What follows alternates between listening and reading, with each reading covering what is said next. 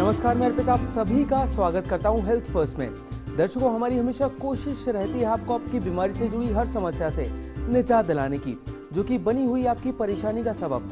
आज बात करेंगे लीवर सिरोसिस की और कोशिश करेंगे बीमारी का इलाज जानने की हेल्थ फर्स्ट में।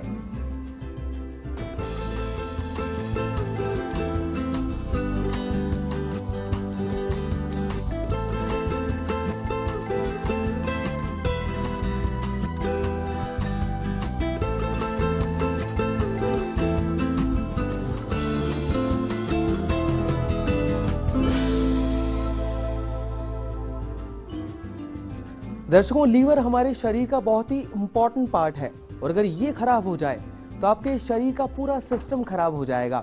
दोस्तों, आज लीवर की ऐसी बीमारी लीवर सिरोसिस की बात करेंगे जो कि आपके लिए समस्या बन सकती है। और इसी पर चर्चा करने के लिए हमारे साथ हमारे स्टूडियो में मौजूद है डॉक्टर संदीप निझावन, जो कि गैस्ट्रोलॉजिस्ट हैं। डॉक्टर साहब, आपका बहुत बहुत स्वागत है हमारे शो में। हेलो। तो दोस्तों, अगर आपको भी लीवर से संबंधित कोई भी समस्या है और अगर आपको थकान रहती है और या फिर अचानक आपका वजन कम हो गया है या फिर बढ़ गया है, तो आप हमें कॉल कर सकते हैं, उस समस्या का समाधान जान सकते हैं हमसे। हमारा नंबर लगातार आपकी टीवी स्क्रीन पर फ्लैश हो रहा है। डॉक्टर साहब, सबसे पहले मैं आपसे जानना चाहूँगा, आज हम लीवर सिरोसिस पर चर्चा करने के लिए यहाँ पर इकट्ठे हुए हैं, तो लीवर सिरोसिस है क्या ये बीमारी? देखिए, मैं आपको बताऊं, लिवर एक सिंगल ऑर्गन है जो हमारी बॉडी में होता है जी। और जब ये लंबे टाइम तक इसके अंदर कोई बीमारी घर कर जाती है, जैसे कोई बीमारी है जो 6 से 8 महीने से 1 साल तक ज़्यादा चल जाती है, तो उससे लिवर सिरोसिस हो जाता है। जी। लिवर सिरोसिस का मतलब है कि लिवर की ऐसी बीमारी जो वापस नॉर्मल नहीं होती है। ज़्यादातर लिवर की बीमारियां होती हैं, जैसे हेपेटाइटिस है, तो उसमें अगर इन्फेक्शन ठीक होता है तो वो वापस नॉर्मल हो जाता है 1 से 2 या 3 महीने में, और लिवर बिल्कुल नॉर्मल की तरफ हो जाता है, उसके सारे फंक्शंस नॉर्मल हो जाते हैं। लेकिन सिरोसिस ऑफ लिवर अगर किसी को हो जाता है तो वो नॉर्मल नहीं होता है। हालांकि लिवर की रीजनरेटिंग पावर होती है, वो कंट्रोल में रहता है और लंबे टाइम तक ये मरीज जी भी जाते हैं अगर कंट्रोल में रहे, कोई कॉम्प्लिकेशंस ना हो। लेकिन वापस रीजनरेशन होके वो नॉर्मल लिवर हो जाए, ऐसा नहीं होता है। जी जी। डॉक्टर साहब, आपने इस बीमारी के बारे में तो बता दिया ये है क्या, लेकिन डॉक्टर साहब किन किन लोगों को हो सकती है बीमारी, वो जानना चाहूँगा आपसे। देखिए, इसके कई कारण होते हैं लिवर सिरोसिस होने के। मोस्ट कॉमन होता है कि लोग शराब पीते हैं। जी। जब वो शराब का सेवन शुरू करते हैं तो शुरू में तो बहुत कम पीते हैं, लेकिन उनमें विल पावर नहीं होती है और कुछ परिस्थितियां ऐसी होती हैं कि वो रोज उसका सेवन करते हैं, लंबे टाइम तक करते हैं, सालों तक करते हैं, और उसका जो अमाउंट लेते हैं वो भी काफ़ी लेते हैं। जो उनकी जो नियमित आय है वो भी शराब खरीदने में ख़त्म हो जाती है।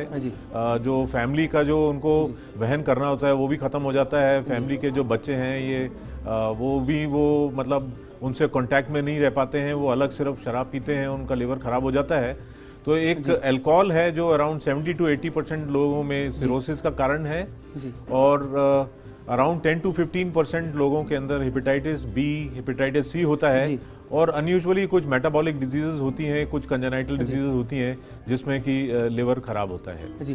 डॉक्टर साहब, भी एक दर्शक भी हमारे साथ जुड़ गए हैं, अमित हैं जयपुर से। अमित जी, आपका स्वागत है, अपना सवाल पूछिए।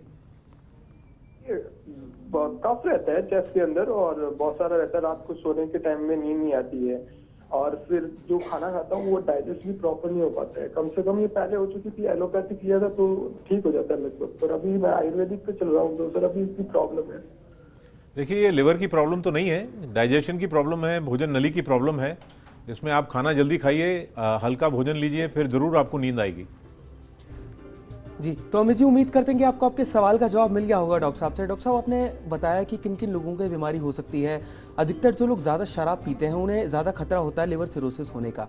लेकिन डॉक्टर साहब से जानना चाहूँगा, इस बीमारी के जो लक्षण होते हैं वो कैसे पता लगाया जा सकता है कि किसी भी व्यक्ति में बीमारी हो रही है?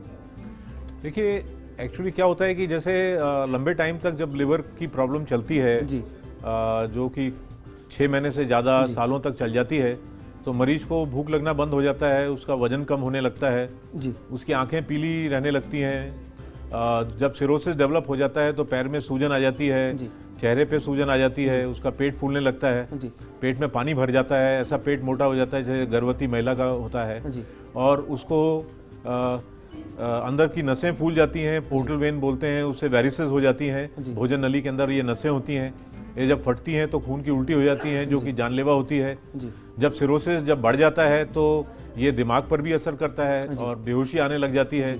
तो ये सिम्टम्स हैं जैसे जॉन्डिस होना जी और वजन कम होना, जी पेट में पानी भरना, पैर में सूजन आना, जी। खून की उल्टी होना जी। और बेहोशी आना। जी डॉक्टर साहब, अभी के लिए एक और दर्शक हमारे साथ जुड़ गए हैं। वसीम जी हैं जयपुर से। वसीम जी, आपका बहुत बहुत स्वागत है, अपना सवाल पूछिए। सर मैंने खाना खाता हूँ तो पचता नहीं है, तो क्यों नहीं पचता इसलिए पूछना था। खाना टाइम पे भूख भी नहीं लगती बिल्कुल भी, और खाना खाने के लिए बैठते। देखिए, खाना नहीं पचने के तो कई कारण होते हैं, सिर्फ लिवर नहीं होता है। तो इसके अंदर तो आप जो है नियमित रूप से संतुलित भोजन खाइए। उसके अंदर जो घी तेल की मात्रा हो वो कम हो, मिर्च मसाले कम हो, फिक्स टाइमिंग पर खाइए, रात का खाना जल्दी खाइए, तो आपको खाना पचने लगेगा। जी डॉक्टर साहब, अभी भी आपने लीवर सिरोसिस के लक्षण बताए हमें, लेकिन आपसे डॉक्टर साहब जानना चाहूँगा, एक तो सामान्य उल्टी होती है और लीवर सिरोसिस में जो उल्टी होती है किसी व्यक्ति को, तो उनमें डिफरेंशिएट कैसे किया जा सकता है? देखिए, जो नॉर्मल उल्टी होती है उसके अंदर तो जो खाया हुआ है वही बाहर आता है, या फिर उसमें पित्त आता है जो कि पीले रंग का होता है। जी किसी सिरोसिस के मरीज को कभी उल्टी होती है तो वो या तो उसमें फ्रेश खून निकलता है, लाल रंग का खून निकलता है, जी। या फिर वो अगर खून डाइजेस्ट हो जाता है आमाशय में, पेट में, तो काले रंग की खून की उल्टी होती है, उसमें क्लॉटेड ब्लड भी निकलता है।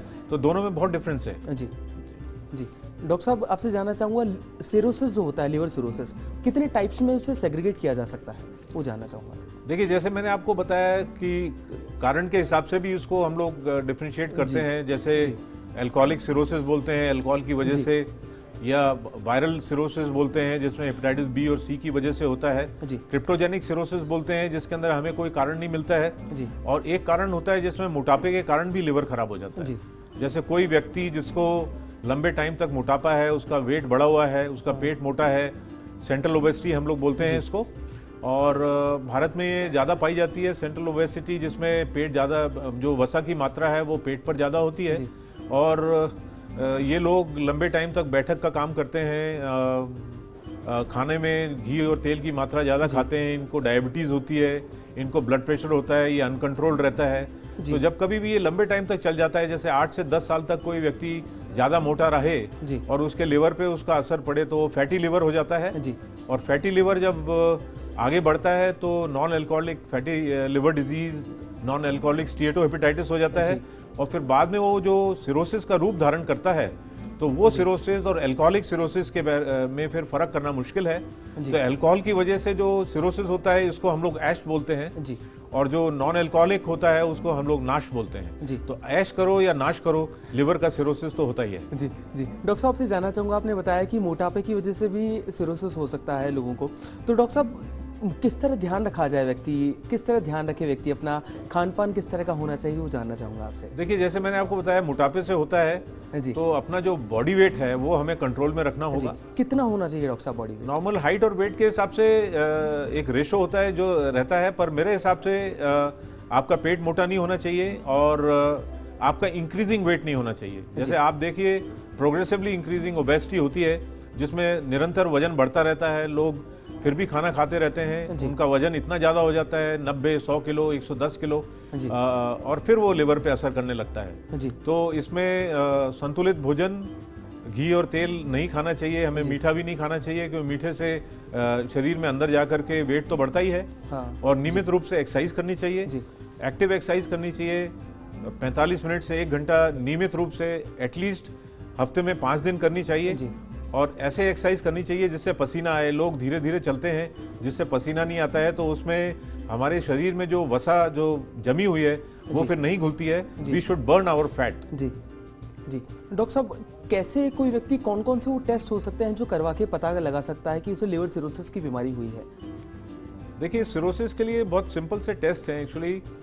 जब कभी भी मैंने ये जो आपको सिम्टम्स बताए हैं, जो लक्षण बताए हैं, अगर आए तो चिकित्सक के पास ज़रूर जाना चाहिए, क्योंकि ऐसे ही पैर में सूजन आना, पेट में पानी भरना, आंखें पीली रहना, ऐसा होता नहीं है। तो चिकित्सक के पास जाना चाहिए। जब ये मरीज हम लोगों के पास आते हैं तो हम लोग कुछ सिंपल से टेस्ट करते हैं। लिवर फंक्शन टेस्ट करते हैं हम लोग। लिवर फंक्शन टेस्ट मतलब ब्लड टेस्ट होते हैं इसमें एक सीरम बिलिरुबिन नाम का टेस्ट होता है जिससे पीलिया का पता लगता है। सीरम टोटल प्रोटीन एल्ब्यूमिन होता है जिससे पता लगता है कि शरीर में प्रोटीन की मात्रा कम हो रही है। एक प्रोथ्रोम्बिन टाइम नाम का टेस्ट है जिससे पता लगता है कि जो हमारे शरीर में जो खून होता है जब कभी भी रिसता है तो वहाँ पे क्लॉट हो जाता है वो, लेकिन सिरोसिस के मरीज में क्लॉट नहीं होता है, प्रोथ्रोम्बिन टाइम बढ़ा हुआ होता है, उसके प्लेटलेट काउंट कम हो जाते हैं। अगर हम लोग उसकी सोनोग्राफी करते हैं तो पता लगता है कि लिवर सिकुड़ गया है, उसका साइज कम हो गया है। नॉर्मल साइज लिवर में का नापा जा सकता है सोनोग्राफी में और वो सिकुड़ जाता है, और उसके साथ साथ में उसको जो सप्लाई करने वाली ब्लड वेसल्स होती हैं, पोर्टल वेन होती है, वो चौड़ी हो जाती है, पेट में पानी भर जाता है। और जब हम पाते हैं कि ये है तो हम लोग उन मरीजों की एंडोस्कोपी करते हैं, मुंह से दूरबीन डालकर देखते हैं, उससे पता लगता है जो नसें जो फूल गई हैं पेट में जिससे कि बाद में खून की उल्टी होती है वो हम एंडोस्कोपी द्वारा पता कर लेते हैं। तो सिंपल टेस्ट है, एंडोस्कोपी है, सोनोग्राफी है और ब्लड टेस्ट है जिससे हमें सिरोसिस का पता लग जाता है। जी डॉक्टर साहब, अभी के लिए एक और दर्शक हमारे साथ जुड़े हैं, आरिस जी हैं जयपुर से। आरिस जी, आपका बहुत बहुत स्वागत है, अपना सवाल पूछिए डॉक्टर साहब से। सर जो खाना खाता हूँ वो पचता नहीं है।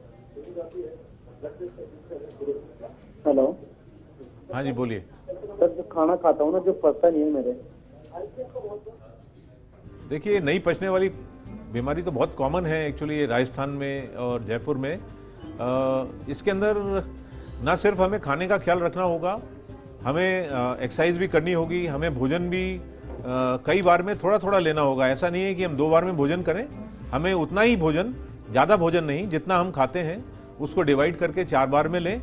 सुबह नाश्ता करें, दिन में लें, शाम को चाय के वक्त लें और रात का खाना थोड़ा जल्दी खाएं और 2-3 घंटे बाद में सोएं। ऐसा नहीं हो कि आप रात का खाना खाएं, टीवी देखें और तुरंत सो जाएं, उससे आपका खाना नहीं पचेगा। जी डॉक्टर साहब, अभी जैसा इन दर्शक ने भी हमें बताया कि अक्सर देखा जाता है कि आजकल लोगों के साथ ये समस्या बनी रहती है डाइजेशन सिस्टम से जुड़ी हुई। तो डॉक्टर साहब, किस तरह अपने डाइजेशन को मेंटेन किया जा सकता है, वो जानना चाहूँगा आपसे। देखिए, इसमें एक्चुअली क्या डाइट पे बहुत मैटर करता है एक्चुअली। नॉर्मली आजकल क्या हो गया, देखिए बच्चे लोग तो बहुत फास्ट फूड खाते हैं, इसमें फाइबर की मात्रा बहुत कम होती है और ज़्यादातर लोग बैठक का काम करते हैं, they have a sitting job, तो उसमें एक्सरसाइज करना बहुत ज़रूरी है। नियमित रूप से एक्सरसाइज करें, सुबह शाम घूमें, टहलें, खाना खाने के बाद भी सैर करें। हमारे जो खाने के अंदर फाइबर की मात्रा अधिक होनी चाहिए, रेशेदार चीज़ें ज़्यादा होनी चाहिए, फल होना चाहिए, सलाद होना चाहिए। नॉर्मल रोटी की जगह बिना चने आटे की रोटी खाएं, मिस्सी रोटी खाएं, उसमें वसा की मात्रा, घी तेल वगैरह कम लें, मीठा कम लें, तो संतुलित भोजन होगा तो हमें ये अपचन नहीं होगा। जी डॉक्टर साहब, अभी के लिए एक और दर्शक हमारे साथ जुड़े हैं, जयपुर से किशन लाल जी हैं। किशन लाल जी, आपका बहुत बहुत स्वागत है हमारे शो में, अपना सवाल पूछिए डॉक्टर साहब से। हेलो किशन लाल जी, अपना सवाल पूछिए। हाँ जी सर, नमस्ते। नमस्कार सर, मैं ये कह रहा हूँ, ये पेट का बहुत भारीपन होता है, अगर खाना नहीं खाते, भूखे पेट रहते हैं तो पेट में ऐसा लगता है कि जैसे बहुत चीज अपन ने खा रखी है, पेट बहुत फूल गया, फूला हुआ है। देखिए, ये जो समस्या है ये भी अपचन की है। इसके अंदर आपका जो आमाशय है वो कम काम कर रहा है। खाना खाने के बाद में पेट फूलता है, बिना खाना खाए आपको ऐसा लगता है कि आपने खाना खाया हुआ है, आप थोड़ा सा खाते हैं तो जल्दी पेट भर जाता है। इसका मतलब है कि जो आमाशय है वो प्रॉपर काम नहीं कर रहा है। तो इसके अंदर कुछ 2 छोटे मोटे टेस्ट होते हैं, जैसे ब्लड टेस्ट से ही पता लग जाता है कि आपको कहीं शुगर की या थायराइड की बीमारी नहीं हो। अगर ऐसा नहीं है तो वही नियमित एक्सरसाइज और संतुलित भोजन करेंगे तो आपको अपचन से आपका बचाव हो सकता है। तो दोस्तों, अगर आप भी अपनी लीवर से जुड़ी हुई किसी भी समस्या का समाधान जानना चाहते हैं हमसे, तो आप भी हमें कॉल कर सकते हैं। हमारा नंबर लगातार आपकी टीवी स्क्रीन पर फ्लैश हो रहा है। दर्शकों, फिलहाल के लिए वक्त तो चला एक छोटे से ब्रेक का, पर कहीं मत जाइएगा, जल्द वापस लौटते हैं हेल्थ फर्स्ट में।